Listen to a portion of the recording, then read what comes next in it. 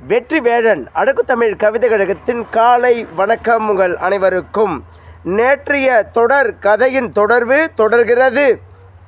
நீங்கள் உங்கள் தேசத்திற்கு சென்று இயல்பான உங்கள் பணியை தொடங்குங்கள், நடப்பது என்னவென்று பார்த்து கொள்ளலாம் என நேற்று இந்த மன்னரின் மகன் சொன்னான் அல்லவா இந்த திருடர்களின் கூட்டத்தில். அதுபோல் அவர்களும் அவர்கள் தேசத்திற்கு செல்கிறார்கள். அங்கே சென்று பணிகளை செய்து கொண்டிருக்கிறார்கள். மீண்டும் அதே நிலைமை, வாட்டி வதைக்கப்படுகிறார்கள். இவர்கள் அங்கே இங்கிருந்து சென்ற கூட்டங்களை ஒரு கூட்டமாக கூட்டி இங்கு மறுபடியும் நிலைமை சரியில்லை.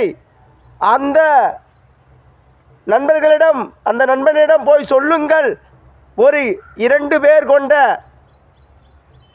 நபரை இந்த மன்னரின் மகனிடம் அந்த நாட்டு திருடர்களின் கூட்டத்தில் சென்ற 2 அனுப்புகிறார்கள். சற்றே அவர்கள் வருகிறார்கள். இங்கே தம்பி, நீங்கள் சொல்வதை போல் நாங்கள் எங்கள் தேசத்துக்கு சென்றோம். அனைத்து தொழிலையும் விட்டுவிட்டு, இந்த திருடர் தொழிலையும் விட்டுவிட்டு இயல்பான எங்கள் வாழ்க்கையை வாழலாம் என்று அங்கே சென்றோம்.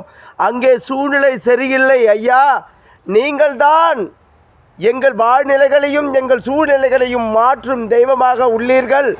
சற்றே எங்களுக்காக அங்கே அரசர்களிடம் பேச முடியுமா?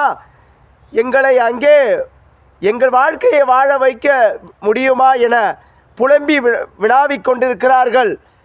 இந்த மன்னரின் மகனோ, நான் ஒரு சாதாரண மனிதன்தானே, இவர்கள் ஏன் இப்படி என்னிடம் மன்றாடுகிறார்கள், இவர்களுக்கு உதவி செய்ய வேண்டும் என்று அவர் அம்மாவிடம் போய் கேட்கிறான். அம்மா, இவர்கள் தேசத்திற்கு நான் போய் அவர்களிடம் பேசலாமா?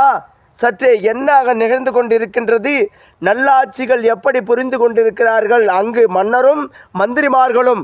அதற்கு தானே அவர்கள் செங்கோல் கையில் கொண்டு ஆட்சிகளை புரிய மக்களால் தேர்ந்தெடுக்கப்பட்ட மன்னர்களாகவும் மந்திரிமார்களாகவும் உள்ளார்கள்.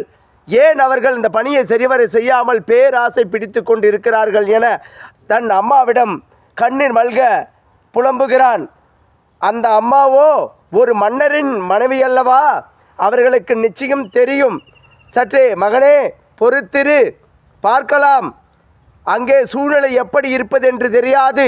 நான் ஒரு நாள் சொல்கிறேன், அன்று நானும் உடன் வருகிறேன், செல்லலாம், அங்கு மக்களுக்கு உதவிகளை நிச்சயம் செய்யலாம் என சொல்லி முடிக்கிறார். இவனும் அவர்களிடம் நீங்கள் சென்று வாருங்கள், நான் பிறகு வருகிறேன் என சொல்கிறான். என்ன நடக்கப் போவது என்று அடுத்த பதிவில் சொல்கிறேன் தெளிவாக.